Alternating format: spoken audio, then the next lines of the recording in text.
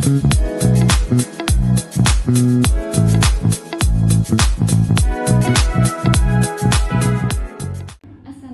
warahmatullahi wabarakatuh.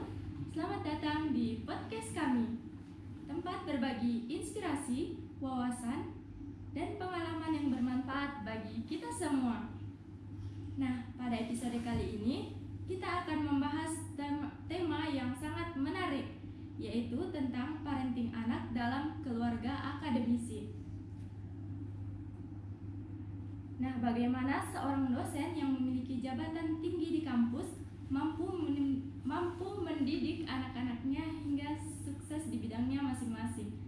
Bersama saya Sukmawati dan narasumber spesial kita hari ini Ibu Dr. Haja Fauzia Zainuddin MAG.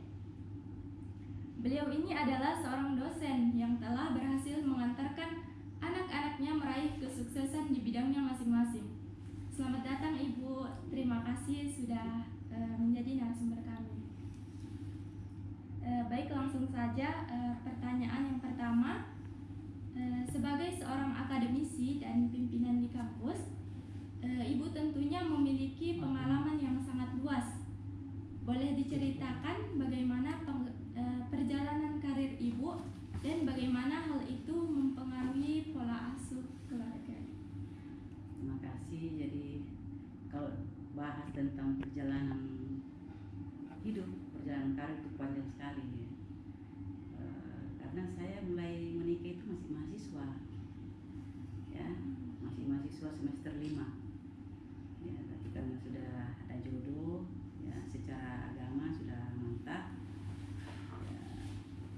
Jadi kita terima ya. Antara kuliah dengan rumah tangga itu luar biasa. Namun kuncinya di sini keikhlasan menerima situasi apapun yang kita alami. Pertama itu perbaiki niat, ya. Ikhlas menerima situasi siapapun yang diberikan kepada kita. Waktu itu saya masih mahasiswa. Ya, masih masa-masa seperti Ananda ini, masih mau berkiprah di organisasi. Ya, saya kan aktif di organisasi ya, saya aktivis organisasi pergerakan mahasiswa Islam Indonesia ya. Jadi namun karena sudah takdir barangkali ya, sehingga jodoh sudah ada. Jadi kunci pertama itu keikhlasan, kemudian kesabaran ya. Yakin bahwa tidak ada yang diberikan Allah ya, tidak ada ujian yang diberikan Allah kalau kita tidak mampu ya. Ayat Al-Quran sendiri mengatakan begitu, kita diberikan ujian sesuai dengan kemampuan kita. Jadi saya nikmati prosesnya. Mana kuliah, suami di Toraja ya, suami saya kan sudah PNS di Kepala KUA di Tanah Toraja ya. Sambil kuliah, sambil melahirkan, mendidik anak, dinikmati aja prosesnya. Karena ini ujian kesabaran ya, bagi saya ujian kesabaran. Ya, orang tua saya juga pegawai dua-dua. Jadi untuk menjaga anak, saya kira tidak bisa. Jadi itu saja kuncinya, keikhlasan. Ikhlas menerima situasi apapun yang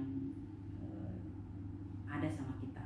Ya. Jadi saat itu saya ikhlas, saya sabar, sambil memohon kepada Allah supaya amanah ini saya bisa jalankan. Jadi seiring waktu, alhamdulillah anak pertama lahir ikut KKN ya. Anak kedua lahir pas saya selesai 1 minggu selesai wisuda 97 anak kedua saya. Jadi anak-anak tidak bisa bayangkan itu saat kuliah sambil suami jauh ya. Namun itu tadi kekuatan itu. Terangkat tahun 2000 di seiring waktu, alhamdulillah anak pertama lahir ikut KKN ya. Anak kedua lahir pas saya selesai 1 minggu selesai wisuda 97 anak kedua saya. Jadi anak-anak tidak bisa bayangkan itu saat kuliah sambil suami jauh ya. Namun itu tadi kekuatan itu. Terangkat tahun 2000 masih ada juga anak ketiga saya ya, Februari lahir, saya terangkat tahun 2000. Jadi saya bawa juga waktu prajabatan. Ya, jadi kalau waktu istirahat prajabatan itu tidak ada waktu istirahat saya. Waktu istirahat saya itu saya gunakan untuk menyusui saya punya anak. Ya, karena waktu itu sudah makan. Jadi kalau prajabatan itu kan ketat ya waktu. Ya alhamdulillah proses itu bisa terjalan karena ini tadi ya 3 prinsip yang saya sudah menurut saya itu yang memberikan energi bagi saya bahwa ikhlas tidak ada sesuatu yang diberikan Allah kalau bukan untuk kebaikan kita, semua untuk kebaikan kita. Ikhlas, sabar, ya dinikmati prosesnya. Ya seiring waktu terangkat tahun 2000, ya, saya di sini alhamdulillah ya dengan 3 kali proses tes ya lulus. Waktu itu juga kita lulus disuruh lagi lanjut kuliah. Saya kan terangkat S1 ya, mata kuliah ulumul Quran suruh lanjut ya. Anak ketiga saya masih umur berapa bulan itu ya, saya lanjut kuliah ya, anak saya masih 1 tahun 2 tahun itu saya jadi ini. Jadi ya saya serahkan saja sama Allah. Ya Allah, kalau ini baik buat saya, mudahkan saya ya, karena anak kan ditinggal itu ya, ditinggal pagi ya, sampai kita kan kuliahnya kalau sudah itu pagi sampai ini. Jadi saya itu saya serahkan semua karena anak kan bukan milik kita, hanya titipan. Jadi semua saya serahkan sama Allah, saya ikhlaskan sama Allah. Ya Allah, saya titipkan saya punya anak, kalau saya ini memang baik, mudahkan ya. Kalau tidak, jauhkan. Jadi seiring ini selesai kuliah ya, sambil di kampus jadi staf prodi. Jadi awalnya saya di sini jadi staf prodi PAI. Ya, staf prodi PAI seiring itu. Kemudian lanjut lagi kuliah. Saya lanjut kuliah S3. Itu anak perempuan saya yang anak kelima, kan saya punya anak 5 ya. Itu umur 40 hari saya lanjut kuliah S3. Ya, 40 hari. Jadi semangat kuliah suami istri itu kan diajarkan semua dalam ajaran agama kita. Intinya di situ. Dan begitu janin ada di rahim seorang ibu, disitulah mulai didikan juga. Bagaimana kita membiasakan zikir, membiasakan tadarus. Saya itu diarahkan oleh orang tua, ya. Karena waktu saya hamil pertama itu kan saya lagi kuliah. Ya, saya kawin tahun 1994, masih semester 5. Coba Anda bayangkan gimana gitu ya. Ya, tapi orang tua mertua saya jadi pada saat saya baru 1 bulan hamil langsung hamil. Wah gimana ini, bayangkan itu dulu kita kan PT-PT ya, tapi itu tadi kejelasan. Jadi sambil begitu ada janin dalam rahim, kita mulai berzikir, banyak zikir ya, memperbaiki sikap ya, jadi itulah biasa kalau untuk wanita hamil perlu hati-hati karena di situ sudah mulai pengasuhan di situ, pendidikan anak di situ. Ya bagaimana apa kebiasaannya itu akan menurun kepada generasinya. Jadi perbanyak zikir, perbanyak salawat, perbanyak tadarus, perbanyak berbuat baik. Ya hindari yang sampai kata perilaku tidak hindari. Jadi semua arahan orang tua itu saya lakukan ya. Terkadang bilang mengaji lagi, tadarus lagi. Karena suami kan itu raja, saya lagi kuliah. Jadi enjoy. Bayangkan kalau naik PT-PT dari Anggrek ke Balandai, kemudian ruang kuliah saya kan di ruang G. Saya jalan dengan perut hamil, mulai dari lorong sampai ke gedung G.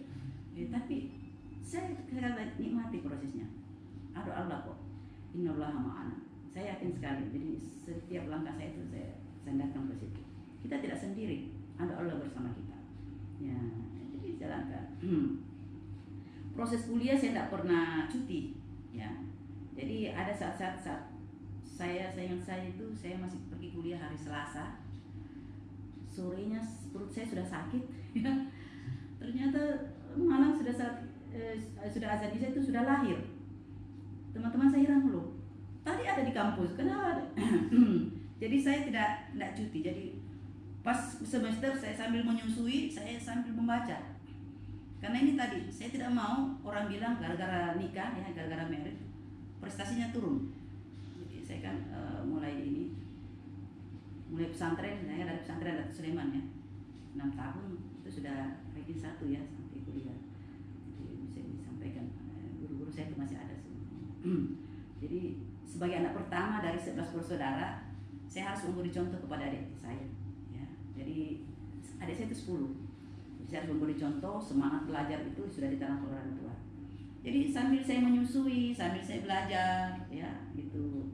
Kalau pagi-pagi saya mau ke kampus, saya sudah bereskan saya punya anak, saya sudah mandi apa semua, ya. Kemudian sudah kasih makan, terus cari siapa yang bisa jaga anak saya. Alhamdulillah dimudahkan, ada saja jalannya. Ya, jadi kalau kita ikhlas serahkan, insya Allah akan dimudahkan. Ya, jadi ya, anak pertama begitu, ya anak kedua dan sebagainya. Jadi mulai di dalam rahim itu sih kita sudah didik. Ya, perbaiki sikap, kata, perilaku sudah perbaiki. Kemudian begitu saat melahirkan, kalau orang lain kan biasa mengamuk-ngamuk ya, karena tidak ada katanya sudah tidak ada sakit di atasnya itu. Kalau saya tidak bisa disampaikan tanyakan ke bidan saya tidak berteriak, perbanyak zikir. Ya, kan kalau kita melahirkan meninggal kan syahid. Jadi saya pokoknya zikir apapun saya, terutama doa Nabi Yunus itu ya, kalau saya la ilaha illa anta subhanaka inni kuntu minaz la ilaha illa anta subhanaka inni kuntu minaz. Kalau tidak mampu sudah datang sakitnya, saya bilang Allah.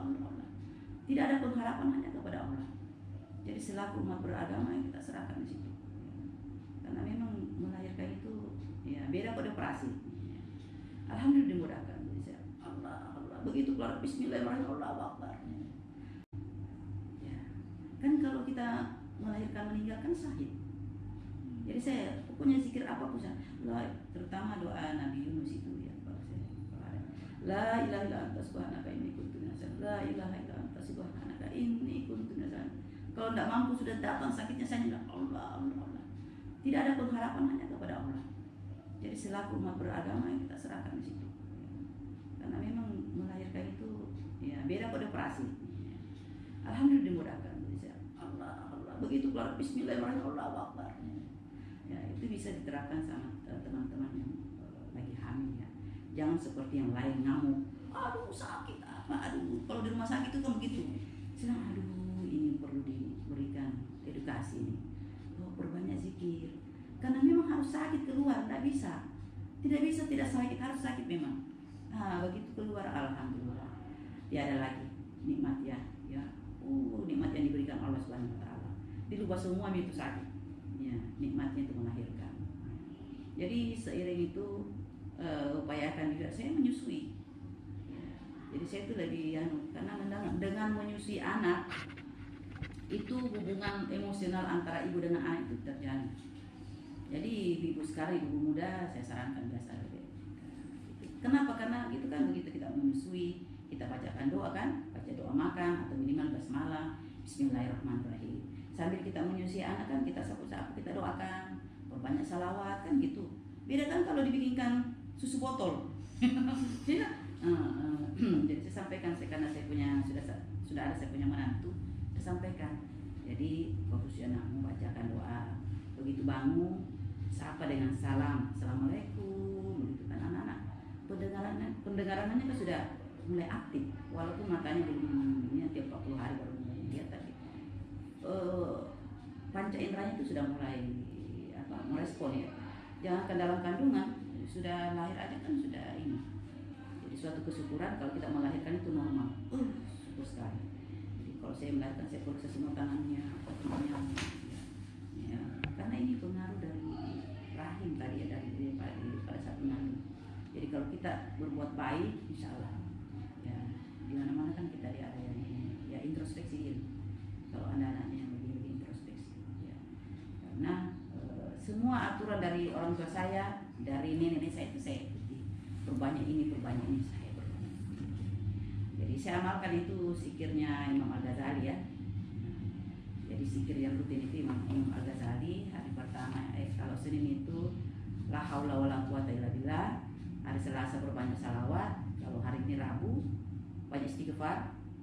Kalau hari Kamis subhanallah wa bihamdi subhanallahil.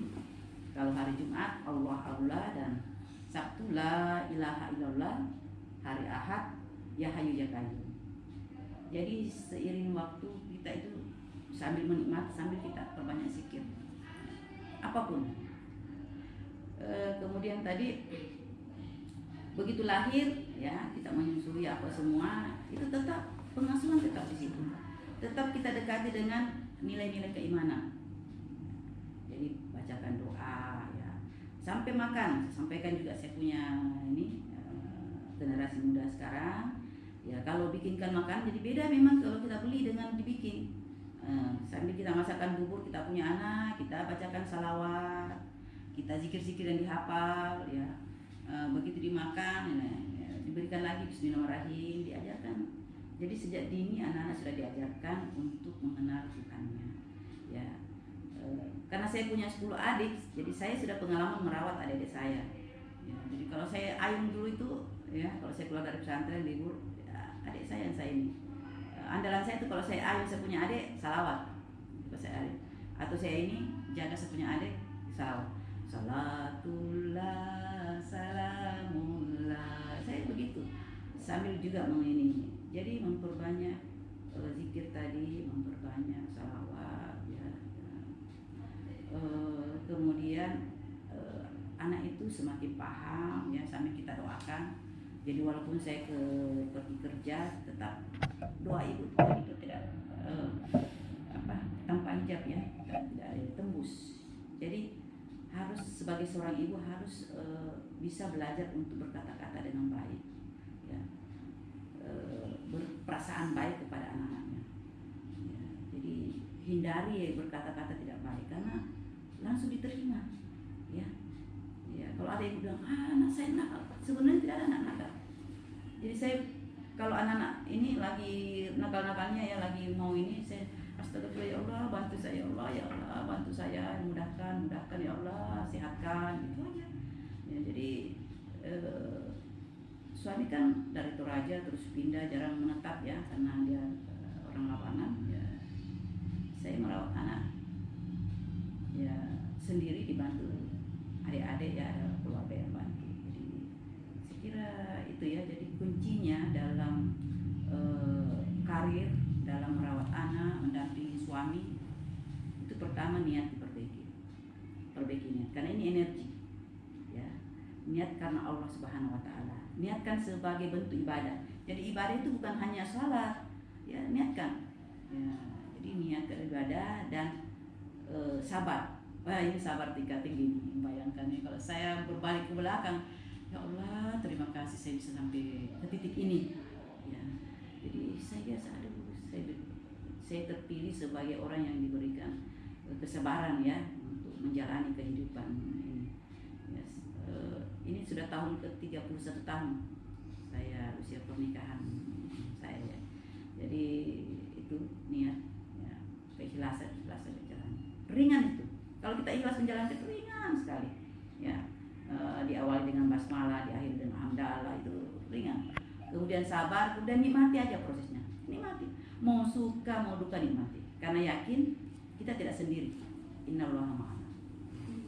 Berarti kuncinya ini adalah kesabaran ibu. Iya, ibu juga. Alhamdulillah ya, anak-anak semua ini, dan kita mendoakan. Tiap waktu kita doakan. Salat duha kita doakan, salat tahajud. Saya diarahkan ya, diajarkan oleh orang tua saya kalau mendoakan anak itu satu-satu. Jadi sesepuh anak saya kan 5, jadi saya doakan ya Allah anak pertama aku atas nama ini. Jadi sesuai dengan umurnya kan ya, dia sudah ini mudahkan jodohnya misalnya ya, kalau sudah ini, kalau sudah besar. Kalau jadi kita sebut satu-satu, kita bayangkan kita punya anak ya. Jadi kan doa itu kan ini Allah, saya ridha kepada anak saya. Jadi contoh yang baik ya, jadi bagaimana memanage waktu. Alhamdulillah anak-anak sudah terbiasa dan tidak ada juga yang bantu di rumah. Jadi membiasakan juga anak-anak untuk kerja. Jadi kasih aturan. Saya sengaja biasa kalau ini tolong bantu saya, kayaknya kotor di sini bisa disapu. Jadi alhamdulillah tidak ada istilah apa pembantu atau apa di rumah, tidak ada. Jadi pernah ada yang tawarkan, saya bilang saya tidak ini, karena mendidik anak juga. Jadi, mereka pasti kasihan kan ibuku kerja ini. Jadi saya biasa kayak anak kita sapu mikir di situ, ayo kita masak ini. Jadi di rumah tangga itu jadi contoh yang mereka aja, kebiasaan-kebiasaan baik kita, salat berjamaah, tadarus bersama, ya. Kemudian itu kerja-kerja, pembagian kerja di rumah, ya. Ya, walaupun terkadang ada juga masalah sih, ya. Ya namanya rumah tangga, yang mendidik anak ada juga. Tapi saya disarankan, diarahkan, diajarkan oleh orang tua saya, kalau kamu marah, tinggalkan. Karena kalau kita marah sama anak jengkel itu kan terkadang kata-kata tidak terkontrol, ya, tidak terkontrol. Nah ibu ini bahaya, karena langsung apa dia bilang langsung diterima kan. Iya, jadi kalau saya langsung jengkel, aku langsung saya astagfirullah saya, karena itu yang diajarkan oleh orang tua saya. Ya, tidak ada anak-anak yang nakal. Ya, dan alhamdulillah anak-anak saya semua ya atas lindungan Allah mendengar, ya, mendengar apa, tidak pernah melakukan hal-hal yang kita tidak senangi. Ya, kita rajin komunikasi saja. Saya anak sekarang kan sudah, yang pertama kan sudah kerja, ya, alhamdulillah sudah terangkat P3K di Kementerian Agama UU, ya, sudah punya istri dosen di Unanda dan sudah punya anak satu. Yang kedua juga sudah kerja di Kementerian Agama untuk haji. Yang ketiga lagi lanjut S3, lagi penelitian sekarang di Pengadilan Agama. Nah, ini yang tiga ini karena saya kan masih kuliah ini selama 4 sampai 2000. Ya. Kemudian yang keempat sekolah di mana, ya, madrasah aliyah, kami dari pesantren, kelas lanjut kelas 1. Yang terakhir ini yang bungsu perempuan sudah di Sanawiyah SMP Datuk Sulaiman, ya, kelas 2 Sanawiyah. Jadi saya juga itu kalau dia mau kursus. Jadi anak itu kenapa harus bisa masuk pesantren, tidak susah, karena sejak kelas 5 SD, sejak SD saya sudah tanamkan. Wih, kok di pesantren itu enak sekali. Pokoknya alam bawah sadarnya itu sudah saya pengaruhi dari pesantren itu.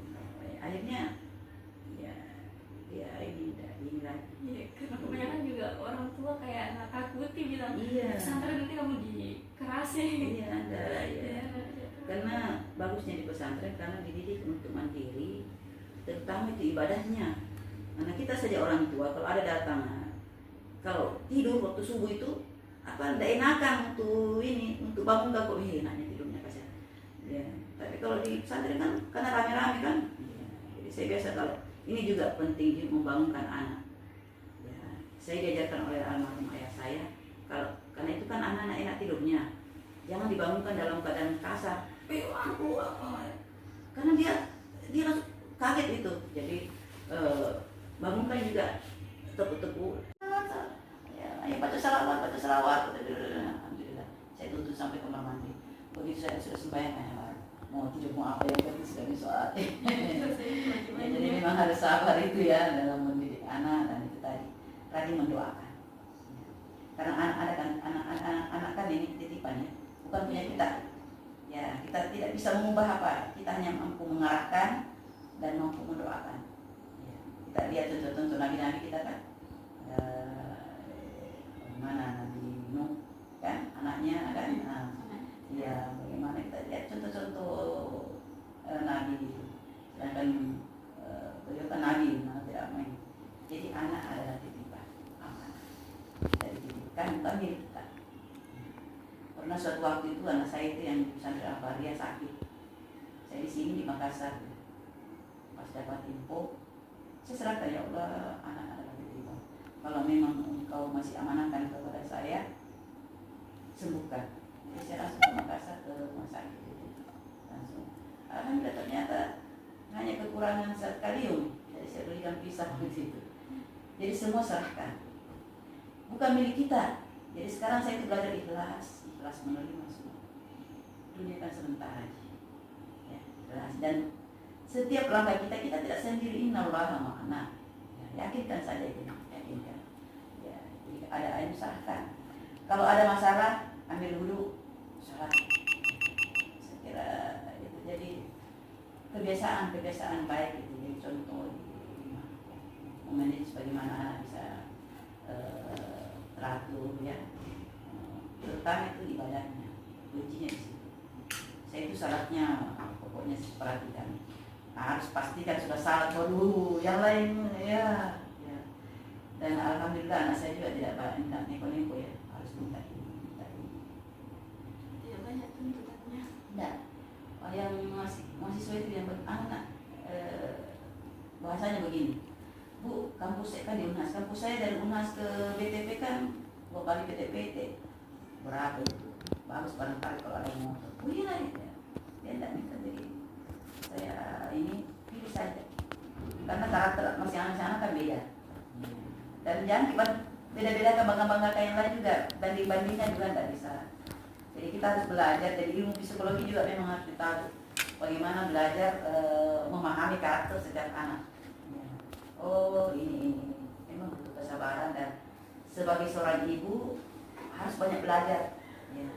Karena kita mendidik anak bukan zaman sekarang ini luar biasa, terutama kecanduan ya dengan gadget itu ya. Saya rasakan ini anak saya di Arya ini sama dia di santri kalau keluar, tapi saya tidak membatasi, saya hanya memberikan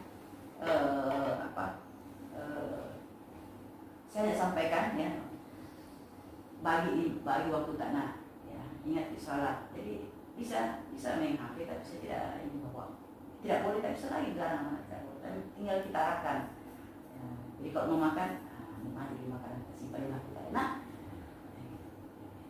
Sholat duhur, HP itu alhamdulillah. Jadi saya tidak mau hal yang mendadak, karena anak sekarang tidak bisa lagi dikasih, tidak seperti kita dulu. Oh, waktu saya pergi, kalau datang sekolah dia milik saya ini, kenapa ini merah apa sih? Tapi sekarang anak kita harus rajin komunikasi. Ya. Kalau tidak bisa komunikasi dengan anak lain kan tidak mau, dia menghindar gini, beda pada perempuan. Menurut Dokter Aisyah ya, salah. Nah, jadi saya chat, ya, Assalamualaikum, gimana Ki? Karena di rumah, saya di kamar, anak saya di kamar. Mungkin apa nak? Sudah dimakan? Ini kalau anak baru saya asiknya begini, apa itu? Ya kita saja orang dewasa kan kalau ini. Saya itu tidak panggil anak saya namanya, tapi saya panggil nak. Salah, bukan itu salah. Anak akan mencontoh. Anak itu peniru ulung. Ya, bayangkan itu ada saya punya, saya ingat anak saya dan dulu, saya baru tahu ternyata ini peniru. Nah saya yang keempat ya, saya buatkan makanan sudah siap. Ya, kemudian ada bahasanya, mau lagi yang lain? Nah ini, sudah ada ikan dan enak. Muka begini apa? Terus dadar. Saya bilang, nah makan saja yang ada, saya sudah ada di sini. Ternyata apa yang saya sampaikan itu dicontoh di rumahnya neneknya, ya. Jadi sudah disiapkan juga, langsung mau juga yang lain, langsung kakaknya bilang, bisa makan saja yang ada. Langsung ibu saya bilang, ibunya tadi ini harus sadar, ternyata anak dulu. Ya. Karena bahasa saya begitu, kan sudah siap, ya. Maka anak sudah siap. Mau yang lain, capek bikin itu, mau dibikinkan lagi yang lain. Jadi saya, makan gitu. Maksudnya nanti itu yang lain, makan yang ada di meja. Ternyata itu jadi contoh. Sampai cara kita menyapu, selabir itu ternyata. Jadi anak itu peniru ulung. Jadi ibu saya biasa, ibunya ini begini caranya menyapu, ibunya ini. Jadi mulai usia-usia 1 tahun, 0 sampai ini sudah mulai masa-masa pertama ini, masa-masa emas ya, golden age. Perlu itu 0 sampai 5 tahun, mulai dari kandungan sampai melahirkan sampai 0 dijaga betul di situ. Karena itu kan otaknya sudah meresap, sudah merekam, sehingga saya katakan biasa sama ibu muda, kalau jangan perlihatannya tidak bagus, ya. Jangan ajar berbohong apa ini, anak-anak begitu kan peniru. Jadi biasakan yang baik-baik, jadi contoh. Ya ibu sekarang kan, ya kalau menangis nanti dikasih hati, saya itu salah ya, bisa, nggak bisa. Jadi bagaimana kita, ya anak itu kan amanah, jadi kita harus menjadikan contoh, memberikan pendidikan yang baik kepadanya. Jadi kalau menangis, kalau apa ya, dia dibacakan salawat kan, pasti merespon itu. Jadi cucu saya itu kalau sudah dihindarkan dari hati. Jadi kalau ini atau arahkan perhatiannya ini, Jangan, karena nanti kapan dia tergantung. Oh, kalau menangis langsung pindah. Nah itu banyak sekali mudaratnya. Belum bisa. Anak saya juga itu, saya belikan HP nanti kalau dia ini tamat SMP. Ya, tapi sekarang kan sudah SMP dulu karena sudah dipakai di sekolah. Dulu itu begitu. Motor itu nanti kan dari pesantren, nanti mau mahasiswa baru saya belikan motor. Jadi saya sampaikan, ini yang Bu, anak teman-temanku semua naik motor ke sekolah ini. 17 tahun pindah, ada SIM. Jadi kita ajarkan. Nah, nanti ada namanya SIM, surat izin mengemudi, baru saya beli motor. Jadi diarahkan saya anak begitu. Ya, kalau orang tua juga sekarang Iya, apa yang nggak mau anaknya turutin. tidak bisa. Jadi sayang sama anak, tapi kita juga melihat bagaimana efeknya nanti sama anak ini. Jadi saya berikan HP itu nanti kelas tamat SMP atau tamat SMA baru saya berikan HP. Cuma yang sekarang ini karena orang pakai HP untuk ini, ya tinggal diarahkan mana. Yang SMA ini, yang di pesantren, ya tapi sudah ada temanku ada semua. Itu kalau lihat ada temanku punya HP, oh ya bisa, tapi batasi waktu. Jadi kita atur saja karena tidak bisa berikan anak-anak. Jadi contoh yang baik. Jadi untuk mendidik anak itu aja figur idola, jadi contoh yang baik. Baik bapak maupun ibu dan orang-orang seperti alhamdulillah ya sampai sekarang ini kita doakan anak ya, untuk berikan keamanan Kerja sama sesama Iya. pasangan juga. Iya, alhamdulillah itu bapak kalau saya sudah didapur bapak di kita juga melihat bagaimana efeknya nanti sama anak ini. Jadi saya berikan HP itu nanti kelas tamat SMP atau tamat SMA baru saya berikan HP. Cuma yang sekarang ini karena orang pakai HP untuk ini, ya tinggal diarahkan mana. Yang SMA ini, yang di pesantren, ya tapi sudah ada temanku ada semua. Itu kalau lihat ada temanku punya HP, oh ya bisa, tapi batasi waktu. Jadi kita atur saja karena tidak bisa berikan anak-anak. Jadi contoh yang baik. Jadi untuk mendidik anak itu aja figur idola, jadi contoh yang baik. Baik bapak maupun ibu dan orang-orang seperti alhamdulillah ya sampai sekarang ini kita doakan anak ya, untuk berikan keamanan. Kerja sama sesama Iya. pasangan juga. Iya, alhamdulillah itu bapak kalau saya sudah didapur bapak di luarnya karena kan tidak ada pembantu di rumah. Jadi pernah ada teman itu, bagaimana bisa dikerja saja sesuai dengan kemampuan. Yang bisa dikerja, tidak usah terbebani. Saya kalau capek ya istirahat, ya kan tidak ada yang marah tuh. Ya. Kalau lagi kurang capek misalnya tidak ada makanan, ya kita sampaikan Pak capek, beli aja di luar. Tapi untuk beli makanan di luar, jadi saya pilih-pilih tidak sembarang. Ya saya kenal orangnya, karena kalau ini kan dekat dari Toraja tuh. Ya. Jadi tetap hati-hati apalagi yang daging-daging itu ya. Ya. Jadi saya kebetulan ada keluarga yang saya kenal ya. Oh ini masih beli ini. Jadi saya tidak sembarang belanja. Tapi sebenarnya paling bagus saya masak sendiri. Cuma ada saat-saat tertentu kalau capek tidak ini sibuk begitu ya, kita pakai orang di luar ya, sini pesan-pesan makanan ya. Jadi kerjasama dengan bapak itu dengan anak-anak dari rumah semua. Jadi kalau saya kerja di sini ada, kalau saya mencuci ada yang spur, ya, ada yang jemur. Jadi itulah mungkin bagusnya kalau tidak ada orang ikut di rumah ya, ada istilah pembantu ya, karena kalau ada yang ikut dulu kan anak-anak jadi malas, ada jiran. Tapi kalau tidak kan dulu ada yang sarankan saya dari senang supaya anak bisa mandiri. Jadi tadi ini saya pergi sudah siap sarapan, harus bangun subuh memang bisa kerjasama. Contoh ya, contoh yang baik anak-anak, karena jangan anak-anak orang saja sudah nggak dengar kita bicara kalau tidak pernah kita lakukan tuh. Kalau hanya bicara saja yang sedikit kepala, tapi kalau kita dari dalam terus kira itu yang didikan yang harus kita sama yang didekatkan dengan agama. Masya Allah, luar biasa sekali Bu. Terima kasih banyak atas semua cerita, tips, dan pengalaman yang telah dibagikan.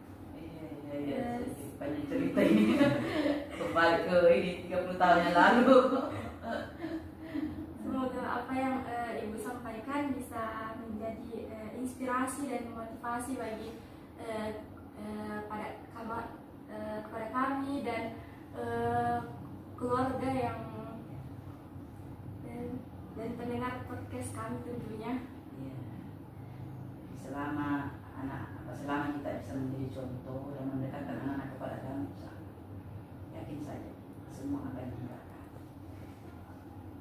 Terima kasih telah menyaksikan podcast kami. Sekian dari saya. Wassalamualaikum warahmatullahi wabarakatuh. Waalaikumsalam.